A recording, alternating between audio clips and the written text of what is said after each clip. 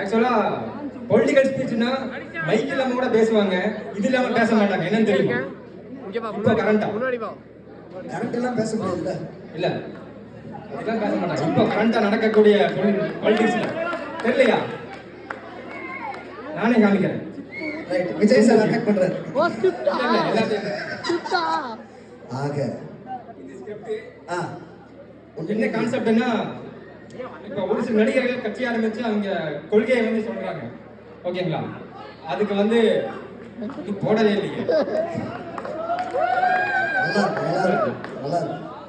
என்னன்னா அதுக்கு வந்து சீஃப் கெஸ்டா தலைமைத்துவம் வந்து நம்ம ஸ்டாலின் ஐயா இருக்காரு. எல்லா வாய்ஸும் இவரே பேசிட்டாரு. எனக்கு என்ன பண்றதுன்னு தெரியல. வந்து நீங்க ஓகே, थैंक यू. நல்ல கைத்தட்டல் கொடுத்தலாமா அவருக்காக? Thank you. சரி, ஓகே. வணக்கம். இன்றைக்கு பல பேர் கட்சிகளை ஆரம்பித்து அவங்களுடைய கொள்கைகள் என்ன, கோட்பாடுகள் என்னன்னு சொல்ல வந்திருக்காங்க. இன்றைக்கு அந்த கொள்கைகளை அவங்க கிட்ட போய் நேரடியாக கேட்டு தெரிஞ்சுக்கலாம் வாங்க. அந்த வகையில் இன்னைக்கு முதல்ல வந்து நம்ம கிட்ட கொள்கையை சொல்ல போகிறது யாருன்னா நம்ம கஞ்சா கருப்பு அவர்கள். சூப்பர் பழைய காமெடி நடிகர். அவரை கூப்பிட்டு அந்த கொள்கைகள் என்ன, அதனுடைய சார அம்சங்கள் கேட்டு தெரிஞ்சுக்கலாம் வாங்க. வாங்க கஞ்சா கருப்பு, உங்களுடைய கொள்கைகளை சொல்லுங்க. அண்ணி வணக்கம் அண்ணி, நல்லா இருக்கீங்களா? என்ன சித்தப்பு நல்லா இருக்கீங்களா? என்ன நீ நான் ஒயிட் நீங்க பிளாக்ல போட்டு வந்திருக்கீங்க. எல்லாத்துக்கும் எதிர்ப்பு தெரியும். அப்படிங்களா? அதிகமா பேசாதீங்க, உங்க கொள்கைகளை மட்டும் இங்க சொல்லிட்டு போங்க. அண்ணி என் கொள்கையே வேற நீ இங்க சொல்லுங்க. முதல்ல நான் எம்எல்ஏ வாங்கணும், அப்ப எம்பி ஆகணும், அதுக்கப்புறம் சிஎம் ஆகணும். ஓ, எனக்கு ஆப் படிக்கிறீங்களா? அப்படியா? நீங்க கிளம்புங்க. ஏன் எதுக்காக கிளம்பணும் சொல்லுங்க நீ. அப்படியா? ஏடா உங்க பேர் என்ன? கஞ்சா கருப்பு. உங்க பேருலயே உள்ள சம்பந்தப்பட்ட போதைப் பொருள் சம்பந்தப்பட்ட பேர் இருக்கிறதுனால உங்களை முதலாளா வெளியெடுப்பற. கிளம்புங்க, போயிட்டு வாங்க. நன்றி நன்றி நன்றி. அடுத்தபடியாக இங்க நடக்கிற சம்பவத்துக்கு இந்த பையனுக்கு இடையில எந்த சம்பந்தம் கிடையாது. ஸ்கிரிப்ட் மறந்துடுங்க. நல்லா பண்ணி அடிக்கடி பிடிக்காம அடிச்சுக்கோ. அடுத்ததா வந்து என்னுடைய பழைய நண்பர் வைகோ அவர்கள் இந்த பேட்டு கிளம்புறேன். அவரு வாங்க வைகோ, உங்களுடைய கொள்கைகளையும் அதனுடைய சாரகம்சம் என்ன அதையும் சொல்லுங்க. தோழர்களே, 1947 ஆண்டு நாடும் மகாத்மா காந்தியும் நடைபயணம் மேற்கொண்டோம். நிறுத்துங்க.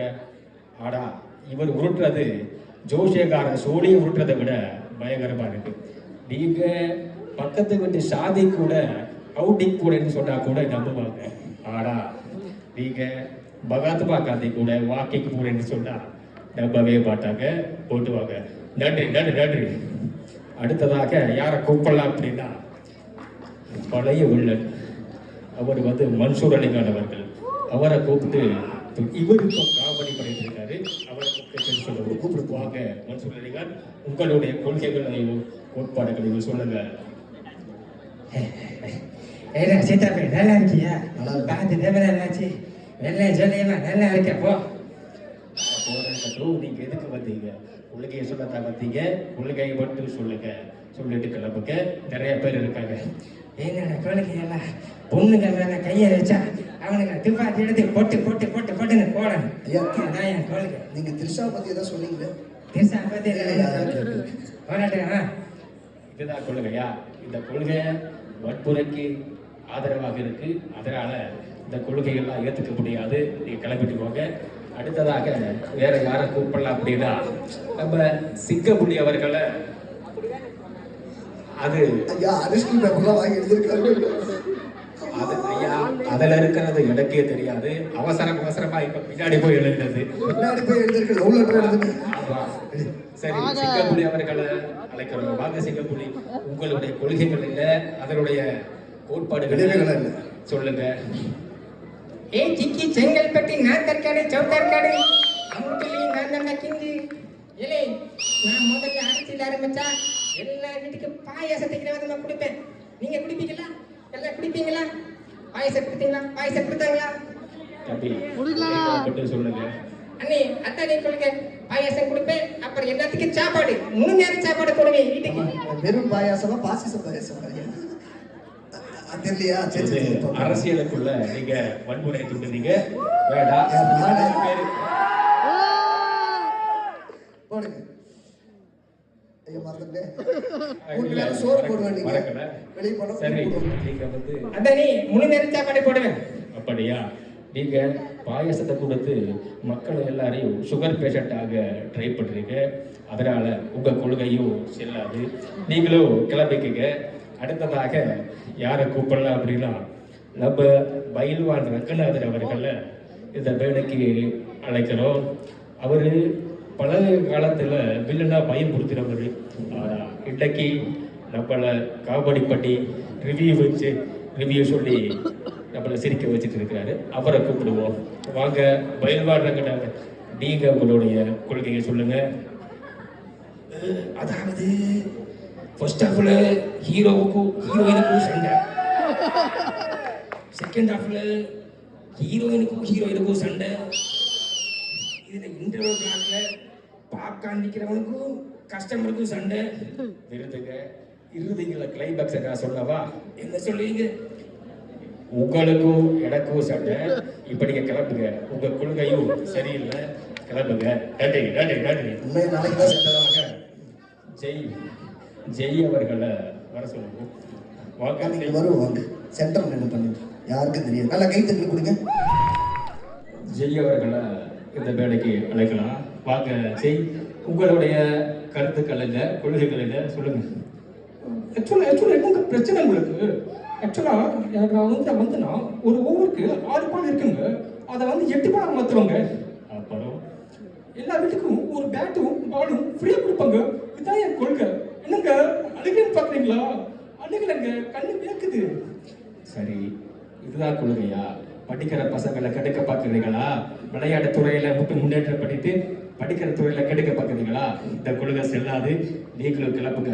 ஏங்க உங்க அப்பா தாங்க பயம், மற்றபடி எல்லாமே என்ன ப்ரொபஷனா? இதுக்கெல்லாம் நான் பயக்க மாட்டேன். போட்டு வாங்க. ஆக அடுத்ததாக ஒரு ஆக்டரை வர சொல்லுவோம். அது யாருன்னா பிரகாஷ்ராஜ் அவர்கள் இந்த வேலைக்கு அழைக்கலாம். வாங்க பிரகாஷ்ராஜ், நீங்க சொல்லுங்க. பயங்கரமான வில்லனாச்சு சொல்லுங்க.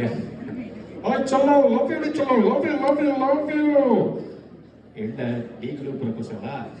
ஏய் தப்பு யாரை பார்த்து கேட்குற? இது முத்துப்பாண்டி கோட்டடி. தம்பி, இது முத்துவேல் கருணாநிதியுடைய கோட்டை. அரசியல் இல்லையா? இது அரசியல் தான், காமெடி அரசியல். நீங்க தப்பா நினைச்சுக்க வேண்டாம். சொல்லுங்க மைடியர் அங்கிள். அவங்க வராரு, பின்னாடி வராரு. அவரையும் கூப்பிட்டு பேசுவோம். அதைத்தான் சொல்லிட்டீங்களே, வேற ஏதாவது சொல்லுங்க. தனலட்சுமி சாமிடு அவளை ஊர்வலமா கூட்டிட்டு போற தேரடா நானு. சரி, இப்ப என்ன சொல்ல வரீங்க? தனலட்சுமி சாமிடு. அப்படியா? அப்படின்னா நீங்க வெளியே போயிட்டு தனலட்சுமியை உள்ள அனுப்புங்க. அவங்களுக்கு நல்ல பொறுப்புகளை பதவிகளை வழங்கி அவரை நாங்க வச்சுக்கிறோம். நன்றி நன்றி நன்றி. அடுத்ததாக வரப்போவது யாருன்னா நம்ம நெருங்கிய நண்பர் தம்பி விஜய் அவர்கள் இந்த வேலைக்கு தம்பி டைமிங்ல பாட்ட போறாரு. ஆனா ரைட்டுக்கு வரல. பரவாயில்ல. ஒரே சிலுக்கு பிடிக்கிட்ட மாதிரி யார் பாரு நீ பண்ணுப்பா. சரி தம்பி சொல்லுங்க. நெஞ்சில் கூடியிருக்கும் எங்க நெஞ்சில முடிதா இருக்கும் ரசிகர்கள் அனைவருக்கும் ஒவ்வொரு வீட்டில் இருக்கிற குட்டி குட்டி குட்டி குட்டி குட்டி. சரி, எட்ட வாடகைக்கு கூட்டி வச்சிருக்கீங்களா? இல்லைன்னா குட்டி குட்டி நண்பர்களுக்கு என்னுடைய அன்பார்ந்த வணக்கத்தை நான் சொன்னேன். சரி, இப்போ என்ன சொல்ல வரீங்க? ஆக்சுவலாக நான் சிஎம் அங்கிள், நான் உங்களுக்கு என் மேலே ஏதாவது கோவம் இருந்துச்சுன்னா நீங்கள் அப்படி இந்த சத்தத்தெல்லாம் வச்சுட்டு அரசியலுக்கு வந்தீங்கன்னா பிழைக்க முடியாது. அப்படியா? அப்படி சொல்லிட்டீங்களா? இப்ப பாருங்க சிஎம் அங்கிள், எங்கடா இந்த விஜய்? யாரு பேரையுமே தெளிவாகவே சொல்ல மாட்டேன்றான், யாரு பேரையுமே அழுத்தமாவே சொல்ல மாட்டேன்றான். இவனுக்கு என்ன பயமா அப்படின்னு இந்த ஒரு சில அரசியல் விஞ்ஞானிகள் நக்கல் நெய்யாண்டிகள் எல்லாம் கிளம்புவாங்க இல்லையா? அப்படியா? சரி, நீங்க சரியில்லை, நீங்க போயிட்டு வாங்க. அந்த அங்கிள் கொள்கை எல்லாம் தீர்க்கலையா? உங்களுக்கு தான் அது கிடையாது. சரி, அதை விடுங்க. உங்கள் அரசுக்கு வர சொன்னது யார் என்று தெரிஞ்சுக்கலாமா? உங்க நண்பர்களா, இல்ல உறவினர்களா, இல்ல யாரு? என் அன்பு நெஞ்சங்களே அவர்தான். யார் வேணாலும் இருக்கலாம் சார். அந்த பப்ளிக்கா இருக்கலாம், அந்த பிரஸ் பீப்புளா இருக்கலாம், இது அந்த அண்ணனா இருக்கலாம், அப்பாவா இருக்கலாம், நானா இருக்கலாம், நீங்க இருக்கலாம், உங்க அண்ணா இருக்கலாம், அப்பாவா இருக்கலாம், யாரா வேணாலும் இருக்கலாம் சார். சரி, போயிட்டு வாங்க. நன்றி சார். கொள்கையை ஒன்றும் கேட்கல. அதுதான் நாங்கள் கேட்கிறோம். அதெல்லாம் உங்களுக்கு கிடையாது. யாரு சார் சொன்னா? எங்களுக்கு கொள்கை இல்லைன்னு யாரு சொன்னா? என்னப்பா நமக்கு கொள்கை இல்லையா? சொல்லலாமா? தயவு செஞ்சு இங்க சொல்லுங்க, கேட்கும். ரெண்டு பேருக்கு நடுவில் தான் போட்டியே.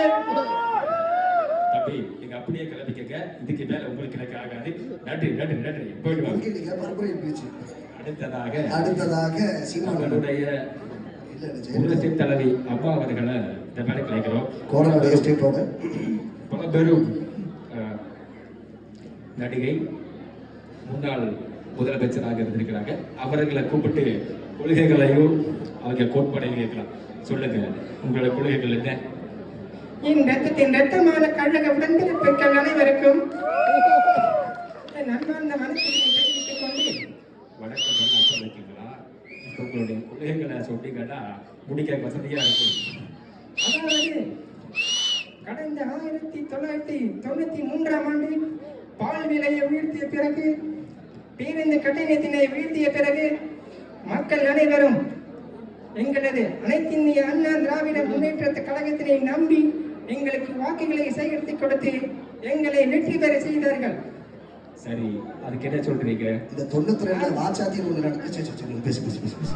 நமது கட்சியிலே 1993 இருந்து 2016ஆம் ஆண்டு வரை சங்கரன் கோவில் தேர்தலில் மாபெரும் வெற்றி பெற்றதுள்ளோம் என்பதை தெரிவித்துக் கொண்டு. சரி, நீங்க உங்க கொள்கையை சொல்லிட்டீங்க. ஆனா உங்க கட்சியிலிருந்து நிறைய பேரு அந்தந்த வேற கட்சிக்கு தாவி போறாங்க. அதை கொஞ்சம் கண்டிச்சு வைங்க. நன்றி நன்றி. போயிட்டு வாங்க. அண்ணன் நாமம் வாழ்க, புரட்சி தலைவர் எம்ஜிஆர் நாமம் வாழ்க. நன்றி, வணக்கம். அடுத்ததாக என்னுடைய பழைய நண்பர், சிறு வயது நண்பர் ரஜினி அவர்களை இந்த மேடை கிடைக்கிறேன்.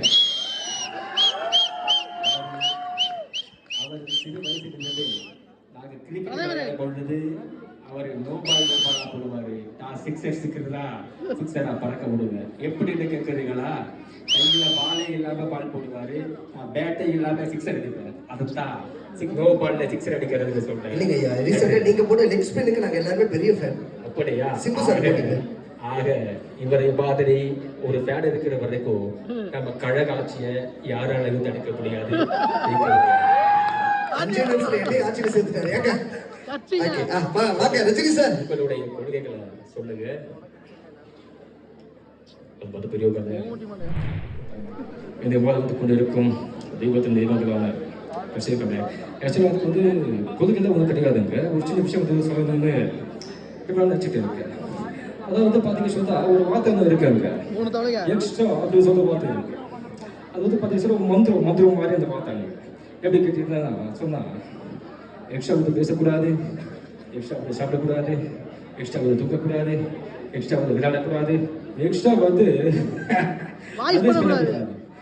இந்த மாதிரி எக்ஸ்ட்ரா வந்து போயிட்டு இருக்குது. நான் வந்து கதை சொல்றேன் எக்ஸ்ட்ரா சொல்லக்கூடாது. ஸோ இந்த மாதிரி இருக்கு. கொள்கையே கிடையாது. நீ கேட்ட கொள்கையை சொல்றீங்க. ஆக்சுவலாக வந்து நான் வந்து கடவுள் வந்து இல்லை நிறைய பேர் சொல்லிட்டு இருக்காங்க. அதை தப்புங்க. இவ்வளோ யூனிவர்ஸ் இருக்கு, இவ்வளோ ஏஐ இருக்கு, இவ்வளோ ஜென்ரேஷன்ஸாக வளர்ந்தாலும் மனுஷ பிளட்டு அதை வந்து தயாரிக்க முடியுமா? ஒரு மனுஷனை உருவாக்க முடியுமா?